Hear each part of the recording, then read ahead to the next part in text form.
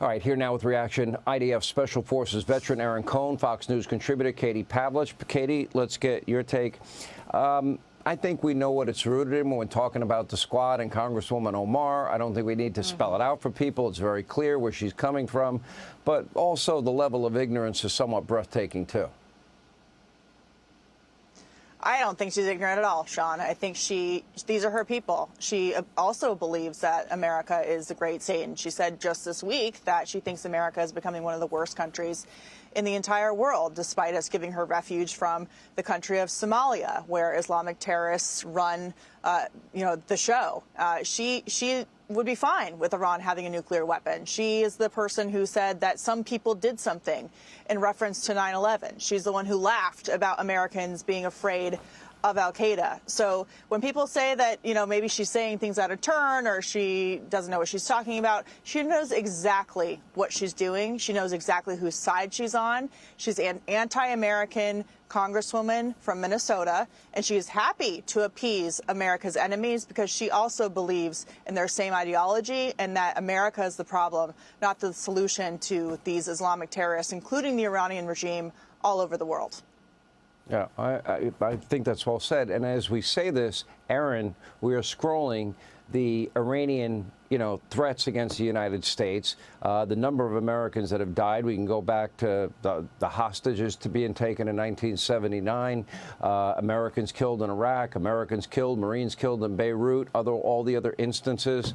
And we are, the assassination attempts. We're told we still have Iranian assassination squads, thanks to Joe, Kamala, and Mayorkas in this country, even as we speak tonight. So they are a clear and present danger to the United States tonight in our own country, thanks to the last administration.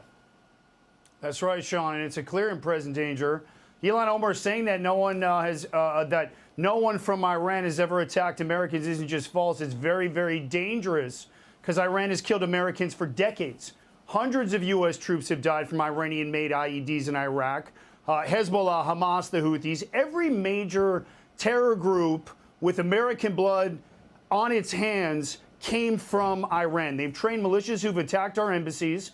They've helped build drones that killed 3 American soldiers in Jordan.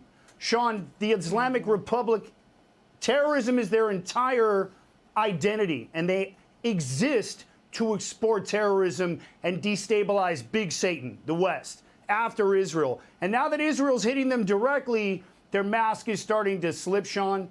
So I think the real scandal isn't that Omar has said it. I think it's that people in Congress are echoing Iranian propaganda while U.S. troops are still deployed overseas under threat of Iran. She's not confused. She is compromised, Sean.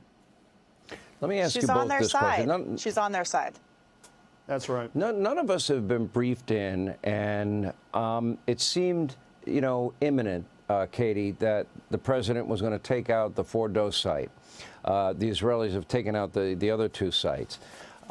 There may be things that no American really knows about, and certainly the president has proven through the Trump doctrine, whether it's Soleimani or whether it's Baghdadi and Associates or, the mother of all bombs, as we described, or any other instances knocking out the caliphate and ISIS, that he has the willingness to use military might and not get us into forever wars.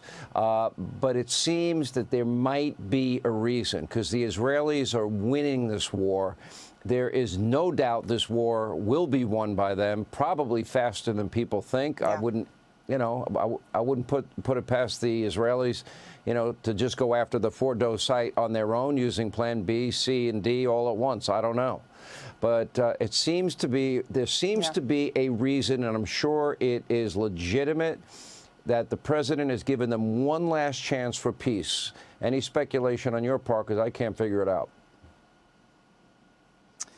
Well, whether this ends through some kind of diplomatic solution, which, given all of the history with the Iranian regime for 45-plus years, I'm skeptical that they would ever negotiate in good faith, especially when they're up against the ropes to survive as a regime.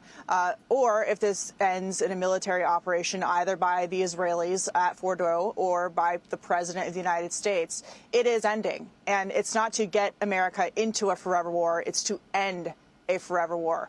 The Iranians have been attacking and murdering Americans for decades. It's time to put an end to it. We're at the existential point here. You had the White House reiterating today that Iran has everything it needs to put together a nuclear weapon. That is unacceptable. And the president for 20 plus years has said Iran can never have a nuclear weapon. So this is it's going to end. It's just a matter of when and how. And the president has made clear he doesn't want this to drag out. And the Israelis have said they can do it on their own. There's a lot of different options on the table. They've hinted at something like a pager-like operation, including inside that nuclear site.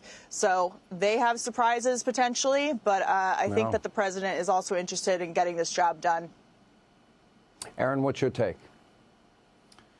Sean, here's where I'm at with that. Fordo's going down, whether Iran likes it or not. Fordo's about to get smacked. Buried 300 feet under the mountain, as we all know, and designed to survive everything but a direct hit. You don't build that unless you're planning to finish the bomb. So the U.S. may or may not join, but if Trump doesn't take the shot, there's only one explanation in my mind. Israeli Special Operations Forces brought him something better. A covert operation that's going to guarantee full destruction if that 3,000-pound mob can't get to the bottom of that mountain, and without escalation. And if any country has the creativeness and capabilities after what we've seen over the last 20 months, Israeli generals and intelligence leaders may be cooking up another magic trick. I wouldn't be surprised. I would not be surprised either. I mean, I think what the Israelis They might just have be been waiting able on to the weather, accomplish, you know?